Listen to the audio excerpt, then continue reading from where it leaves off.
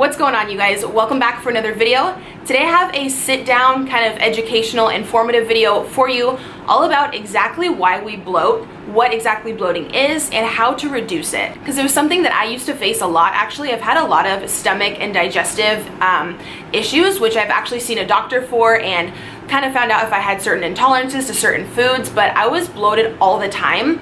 Of course, a lot of that was back in the day as well when I was doing crazy amounts of like overeating and stuff like that. But I asked you guys on Snapchat how many of you really struggled with that. I know the main portion of my Snapchat following is women, but I think men also struggle with this as well. And a lot of you said for women, especially when you're on your period and just other random times throughout the month, you do find that you're very bloated and you would really like to hear any type of bloating remedies. So through my research and personal experience, there's only a few reasons why we bloat. What I've broken it down to is, first of all, overeating, just going completely crazy and completely stuffing yourself. You'll notice, of course, that your stomach tends to look distended and just feel really gross. Secondly, for women, when you do get on your period, same thing happens. Your stomach tends to get a little bit bigger and you feel just really crappy. Also eating high in salt foods, and then also just high fat and sugar foods in general, any type of processed or fast food can make you feel that way. And it's not the same thing as when you eat a full healthy meal and you just feel satiated and you feel full and you feel good, but you don't feel like your stomach is really like purging out there. I know for me, myself, whenever I eat something very high in salt, I tend to retain a lot of water as well. So I like personally to really try to keep my salt consumption very low. I always tend to go for the pink Himalayan salt rather than just like white table salt, which is just not good for you whatsoever. I also screenshotted something really interesting that I found online when I was researching bloating. It said the second most common cause of temporary bloating is gas in the abdomen, which is crazy. Like, I would never think of that, but I guess it happens whenever you swallow too much air, which I know sounds like weird, but it might just be something you're doing that you're unaware of if you are bloated a lot more than normal. And it says here, some people swallow more air when they're nervous. It's possible that practicing ways to reduce stress and anxiety, such as breathing exercises or progressive muscle relaxation, may help reduce excess gas and bloating. And also some other reasons why we bloat just in general is water retention. I think that's the main one that a lot of us know, but actually drinking an excess of water. I like to have mine with apple cider vinegar and lemon. I'll go into my little routine here in a minute. Will really help to flush all that excess out. Then also having a food intolerance, which some people might know they have and they might still choose to eat those items anyways, or some people actually have no idea that their stomach is very intolerant to certain foods.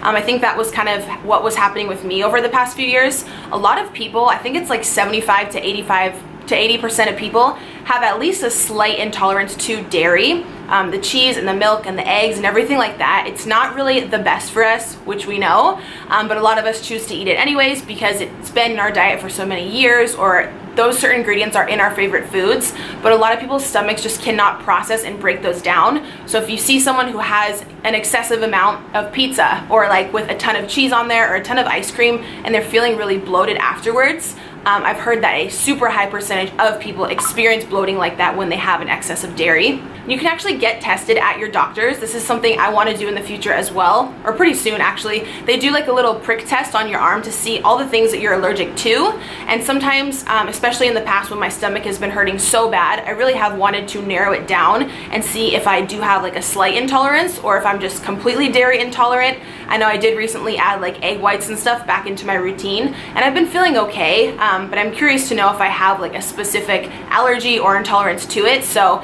if you eat a lot of dairy and you're constantly feeling bloated, be sure to definitely check that out. So personally, it took me a good 3.5 days to severely reduce the insane bloating that I had last week, like I said, when I started my period. And a lot of you just wanted to know what exactly I did to get my stomach completely down from looking like super distended and just feeling uncomfortable. So I'll walk you through specifically what I did for those 3 days consistently and straight to reduce all that stomach inflammation. So day one, when I started my period and I was feeling the most bloated, I made a promise to myself for the next few days to only drink water. Nothing but water with lemon and like this little concoction I'm going to show you. This is something I do on the regular anyways, but I notice as well that it really does help with the bloating. So every morning I'll have 8 to 10 ounces of water with some lemon juice. This is just the Italian version I got from like Ralph's or something. It was like $5. And then I have 1 to 2 tablespoons in it of the apple cider vinegar. This one is from Thrive Market. I've shown it before. You can get them at the grocery store. Just make sure it says with the mother, so it has all those healthy natural ingredients at the bottom. So when you shake it up, you're getting all the benefits of everything natural in there. So I have that detox drink every single morning and sometimes at lunch as well. I'll also sometimes put in a tiny bit of cayenne pepper. You can see these remedies like all over Pinterest and stuff. They work very, very well for any type of stomach indigestion, bloating, inflammation, anything like that. A lot of people ask about the taste of the apple cider vinegar. It's really not that bad. Honestly, if you look up the benefits and how great it is for your overall health, just suck it up and down it because it's really good for you. So I have that every morning for the full 3 days. I drank absolutely nothing but water, and I drank a good gallon of water every single day, no excuses. I also cut out all salt from my diet because salt really tends to bloat you and also cause swelling, and I cut out all dairy products. All of them. As you guys know, I did recently add like some egg whites and certain little dairy products, some ice cream products here and there back into my routine. But when I'm trying to reduce the bloating and the figuring out like what your stomach intolerance is, a lot of people have a small or big intolerance to dairy products. And when I cut out all the ice cream, the cheese, the milk, my stomach bloating like almost instantly goes right down. I also did 2 body wraps within the 3-day period to really just help with tightening and firming and toning up that stomach area. You guys know I'm also going on vacation on Friday to St. Louis, and I've been doing like crunches and everything like that, but I just really wanted something to like fully tighten up that area. The wraps don't really help you to lose pounds necessarily, but they really do help reduce the appearance of cellulite, which I have a lot of cellulite naturally because that's just genetic, and they just help overall to improve your skin texture and the tightness around your stomach and like belly flab area, which I know is a major like problem area for many women.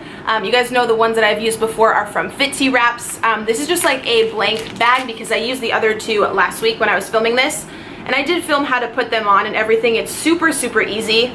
What I like about theirs is they're super budget friendly, which we know anything I mentioned on my channel has to be catered towards like single parents or people on a budget. I think it's only like 28 or 29 bucks and you get 4, and they truly do what they say they're gonna do. Like, they don't make any false claims on the packaging. You guys know there's so many things floating around social media, Instagram. People just want you to like blow money like that on their product without even knowing if it works. And I know it's hard to tell with certain like social media influencers and stuff. People recommending certain things, what does work. So specifically on their package, they say it's going to tighten and firm and improve your skin texture in that area, which I personally truly do feel like it does work. You guys can see in my pictures as well, it's not like a crazy like 5-6 pound weight loss. I'm not gonna lie to kick it, but it definitely like very much tones.